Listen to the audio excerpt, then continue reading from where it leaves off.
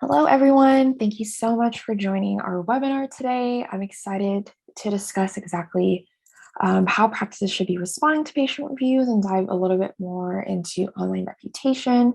So let's get started.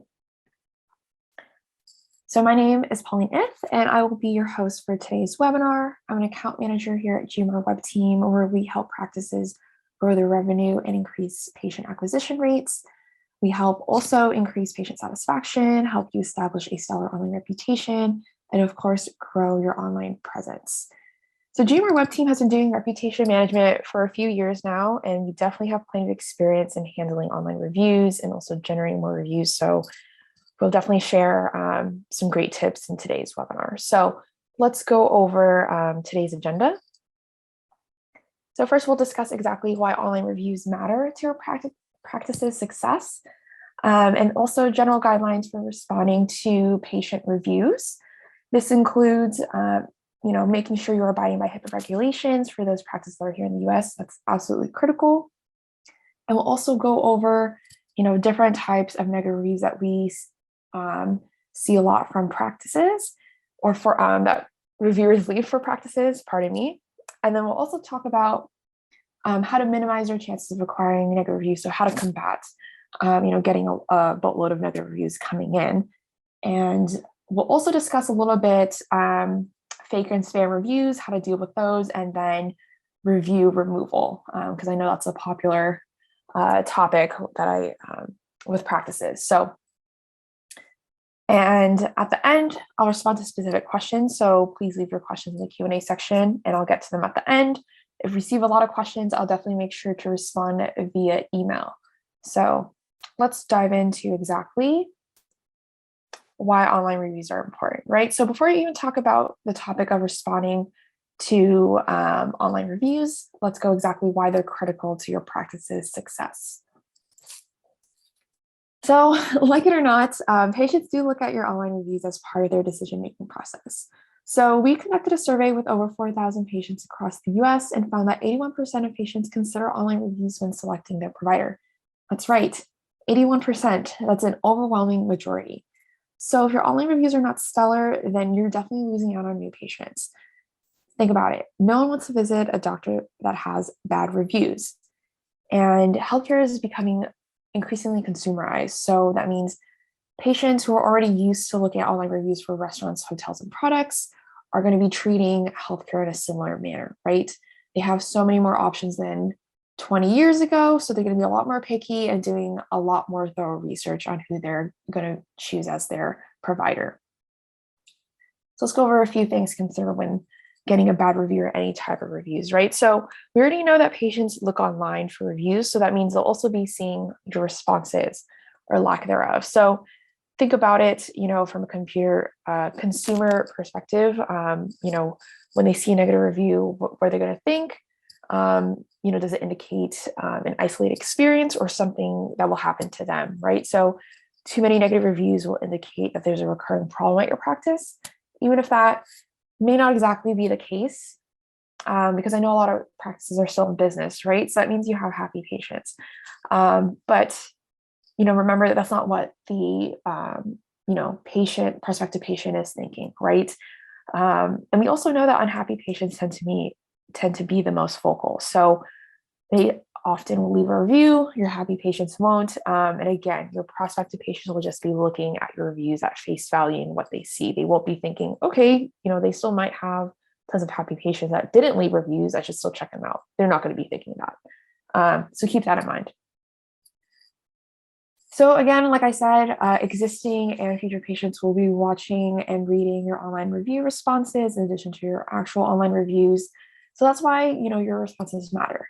So one study from Software Advice suggests that 65% of patients expect doctors to reply to their reviews. So this tells us that patients have a certain expectation for you, right? And you should meet them to prevent any further disappointment. Replying to positive reviews is important, but those negative reviews are left by your actual patients, right? So it's even more crucial for patient retention and your online reputation that you respond. Quick response is another factor that will play a part of how existing and prospective patients will view you. So lack of responses or very slow response for existing patients will be very disappointing to them, and they'll be less likely, to return to your practice. And prospective patients will think that you're not on top of things. They think, okay, they don't care too much about the reviews, about what their patients think about them. That's not a practice for me, right? So you don't want that for yourself. So it's best to respond to reviews within 1 business day of the review being left, but definitely before 3 days.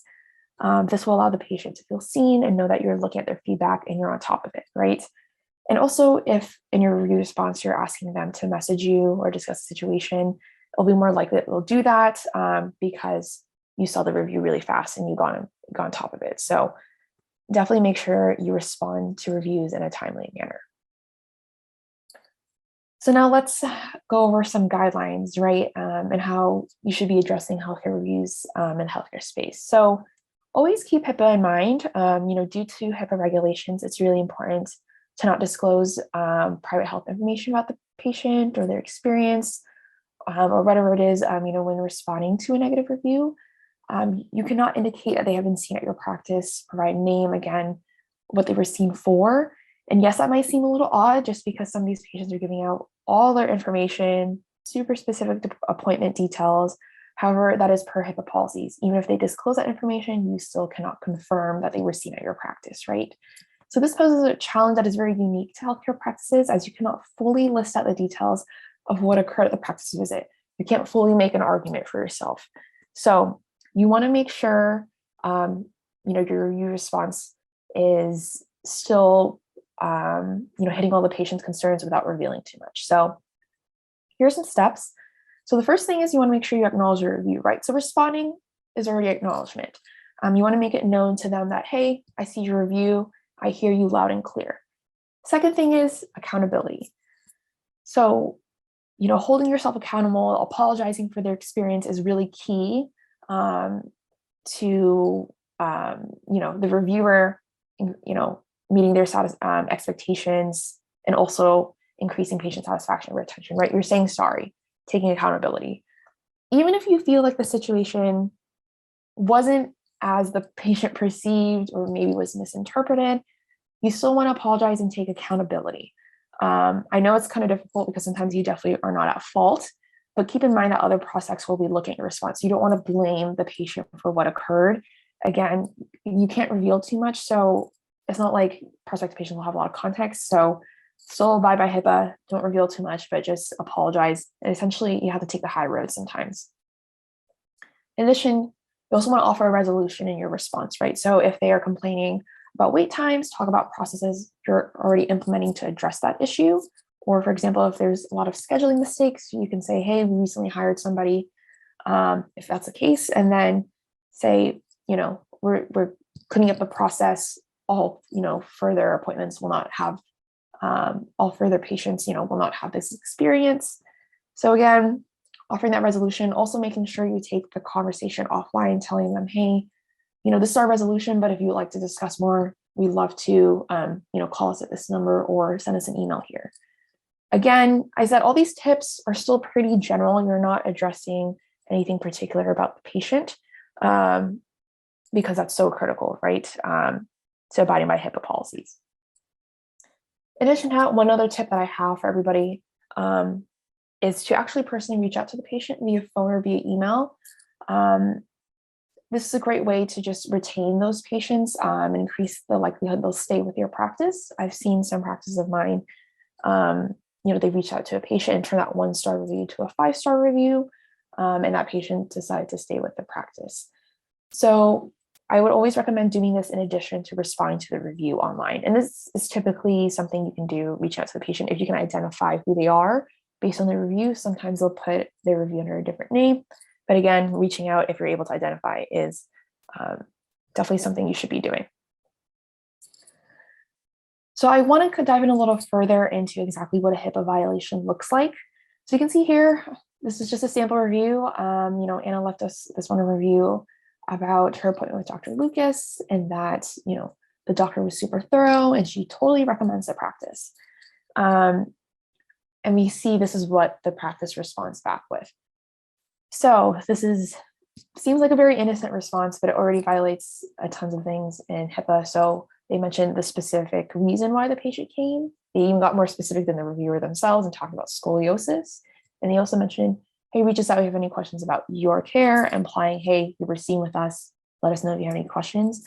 Again, the response looks very innocent, but this is where practices can easily fall into this trap and violate HIPAA, right? So you don't want to do that. You don't want to get fined. You don't want to have legal issues with that. So make sure you avoid responses like this. This is another negative, a good HIPAA-friendly negative review response. So you can see, just by this review, the patient left a negative review about the wait times and scheduling. So you can see here, they have not violated any HIPAA regulations. They even implied, hey, we can't talk about your specific experience due to privacy regulations. But they also addressed the main crux of the issue, right? The scheduling. They shared a resolution, they took accountability, and great. So wherever any new patient comes and sees this review, they'll say, okay, I shouldn't have any more scheduling or wait time issues. And they're very proactive about addressing any patient concerns. Perfect. Would definitely love to come to this hospital or this practice. So keep that in mind. I also want to show you an example of a poor response, but not to respond with. So besides a HIPAA violation, a lot of big missteps a lot of practices make is just taking the reviews a little too personally, responding rudely, responding when you're very upset with the review. That's definitely a big pitfall.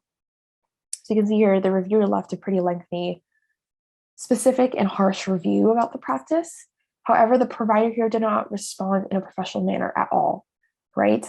So can you imagine if you're a prospective patient and you see a provider respond like this? You're going to be thinking, oh my gosh, it's kind of ridiculous. They're responding like this. How are they going to treat me in the practice? Like, this isn't, the doctor doesn't have good bedside manner. So it raises a lot of concerns, right? So this is a perfect example of why your review responses matter and how it factors into your actual online reputation. So you don't want to damage your reputation by responding like this, sending long essays, talking badly about the patient. You want to maintain your sense of professionalism. So keep that in mind. But now let's talk about actual good negative review response examples. Because I want to share a couple of trends I usually see with negative reviews. A lot of times my practice have received at least one of these types of reviews. So I definitely want to show you how to address them. So let's look at the most common one. So these are types of negative reviews that lack any kind of information or feedback. But these are typically pretty easy to respond to. So they'll usually leave very vague comments or even no comments at all. So you want to make sure your response is pretty brief. Thank them for the review. You can also apologize that they didn't meet certain expectations. And then it's great here because we mentioned, hey, we want to learn more about your specific feedback, how we can improve the patient experience. So then we give them a phone number to call. So it's great. We take it offline. And we also kind of let prospective patients know, whoever sees this review response, saying, hey, you always want to learn more about what went wrong, right? Again, keep it brief and also reach out if you recognize the patient name, right? Like I previously mentioned. Great way to try to get that 1-star review back to a 5-star or retain the patient at least. So this is an example of response for a brief review. So let's look at responding to a questionable review. So these types of reviews can feel like the patient blew out of proportion. They're talking about a situation that didn't happen. It's overly dramatic. But keep in mind, your patients are venting their frustrations and telling the review from their perspective. So it's important to acknowledge that frustration. But what's critical here in these types of reviews is that we mention that we want to learn more about the experience and take the conversation offline. So you can see here, we take every piece of feedback seriously. So we want to learn more about the experience. Please contact me at X, 123 phone number at your convenience. So with reviews like this, it's really critical that you take the high road. Again, you don't want to be like that poor response we saw earlier and say that the patient is lying or that they're incorrect. You don't want to do that. That violates HIPAA, and then it's also just unprofessional. So just be really, really cautious. If you're very upset by a review, I always recommend taking a few hours or one business day to just digest it and let yourself cool down, because that's when you produce the best responses if you're calm. So here's another example of more of an quote unquote aggressive review. So this particular example we have here is pretty unique. So not only is the patient unhappy with the services that were provided, but they also accuse the doctor of paying for their good reviews. I categorize this as aggressive. They're kind of going after you for a lot of different things, making an accusation. So in this case, it's completely understandable to want to defend yourself in your practice. So it's important to make it known that you don't pay for any reviews. Make that very clear that they're honest and genuine, but you also want to address their main concern, which is here's the service and the front desk staff. So in this case, the reviewer isn't super specific, but we still want to request that they contact us so we can learn more about the situation. So we also acknowledge, hey, it's difficult to hear that our practice was not up to expectation. So it has all the elements without specifically mentioning that, yes, in fact, this patient was seen in violating HIPAA, right? So this is a great way to tackle these types of review responses. So responding to a detailed review. Okay, so these types of reviews really do upset a lot of our clients if they do get one, and kind of sometimes will leave you at a loss for words. It's understandable though. These reviewers write really long, detailed message. Sometimes they use their actual name, sometimes they don't. However, just based on the information that they give, a lot of times you can identify, who these patients are, so it's best to reach out to them. But in regards to your online response, the key here is to not counter back with too much information about the patient's case, since that will violate HIPAA. So with this particular review, seems like there's a lot of miscommunication about, what the patient should be bringing to their appointment. So you want to address this criticism, that the patient was not informed of the paperwork he had to bring. So your response here is a great opportunity to let new patients know what they should have coming to their appointment, and that you're working on resolving this particular issue, right? So we say, thank you for the review. Our team is working on informing new patients to provide all blood work and appropriate documents for their appointments. And then we also take the conversation offline so we can address any concerns that this particular patient had directly. So we still, like I said, thank the person, took accountability, provided a resolution. So it's perfect. Like I said, you don't have to respond with a huge essay back. Something very brief is perfect and maintains a sense of professionalism. So responding to 3-star reviews. 3-star reviews are still considered more negative and neutral, and these are the type of patients, though, that you could still potentially retain. So it's critical to call these patients first. A positive interaction and follow-up can result in a 5-star review and increased retention. So the main complaint with this review from Alice is that she was not seen on time. And this is definitely a very common complaint that we see from a lot of negative reviews. So in this case, this was left for an urgent care, and it's common, with urgent cares that patients may not be seen on time due to walk-ins, high patient volumes, and whatnot. So you want to educate the reviewer and other patients who see this review that sometimes they may not be seen on time due to a large number of walk-ins, and hopefully they can understand, hey, please be flexible, and be kind to our providers. So one of my urgent care practices have this issue. So one of the fixes you can do is just to make sure your language is very clear on the website that, patients might not always be seen on time. So for example, my client initially said, with a scheduler to schedule an appointment. So usually that implies that you'll be seen at that exact time. So then we switch the language to say, hold your spot in line. And we made it very clear on the website saying, hey, you might not be seen, at your exact date just due to high patient volume. So reviews like this are a great opportunity for you to adjust your processes to ensure patients don't keep leaving similar types of reviews. So always look at some of these reviews as an opportunity to mitigate those future potential negative reviews, right? And it sets good expectations for any new prospective patients coming to the practice.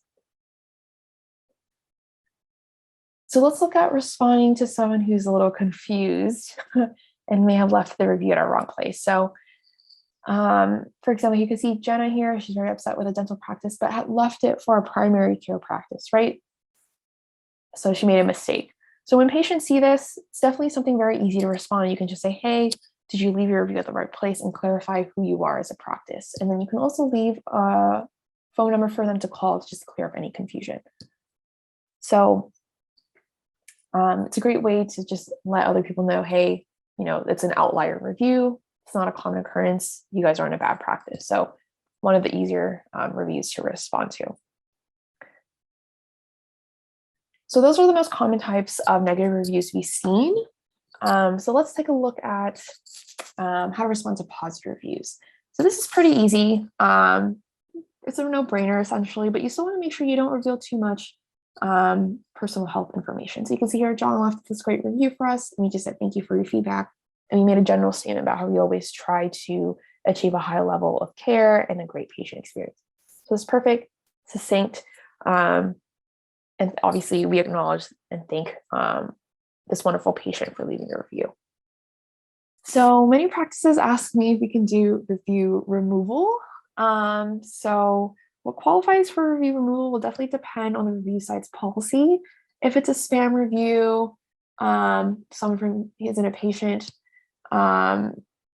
you can definitely ask for the review to be removed. Spam reviews definitely will get removed. If it's someone who isn't a patient, like I said, it'll depend on the review site, right? Or if it's from a former employee, nonsense wording, things like that, you definitely can be removed. So you want to flag the review, and ask for it to be removed. So in Google, they only ask what category the review will fall under, but for other sites, for example, Yelp, they'll allow you to provide more information and even make a case to the team for review removal. Again, you want to check for the policies of each site. Of course, if it's not a patient, you could definitely let them know it isn't, but a lot of times when it's a situation, I often see the reviews won't get removed because review sites will claim to he said, she said kind of situation. So that's when it's really critical to respond to these reviews, right? So of course, there's no harm, in reporting the review. You can report any review immediately. It's the best thing to do. You won't get penalized if you keep reporting every single review. It's just not recommended. Again, you want to make sure you look at the policies and what's appropriate, for review removal. Again, I know it's very frustrating because you feel like, hey, this isn't a patient's being seen, or, this is not an actual, review, legit review. Again, it's kind of hard. It's up to these review sites' policies. So it's up to their discretion. But again, you don't get penalized if you flag the review.